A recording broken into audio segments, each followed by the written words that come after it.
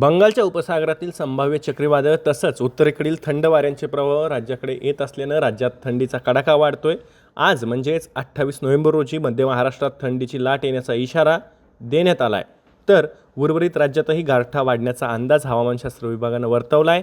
थंडीचा कडाका वाढताच महाराष्ट्रात अनेक ठिकाणी कमाल तापमानाचा पारा देखील 30 अंशांच्या खाली आलाय। बुधवारी म्हणजे 27 नोव्हेंबर रोजी सकाळपर्यंतच्या 24 तासांमध्ये रत्नागिरी येथे उच्चांकी 33.4 अंश सेल्सिअस तापमानाची नोंद झाली। तर आज म्हणजेच 28 नोव्हेंबर आणि उद्या म्हणजेच 29 नोव्हेंबर रोजी मध्य महाराष्ट्रातील नाशिक, अहिल्यानगर, पुणे येथे थंडीची लाट येणार असल्यानं सतर्कतेचा येलो अलर्ट देण्यात आला आहे। राज्यात किमान तापमानात आणखी घट होत गारठा वाढण्याची शक्यता हवामानशास्त्र विभागानं वर्तवली आहे। हवामानाच्या ताज्या अपडेट्ससाठी ॲग्रोवनच्या यूट्यूब चॅनलला सबस्क्राईब आणि फेसबुक पेजला लाईक आणि फॉलो करायला विसरू नका।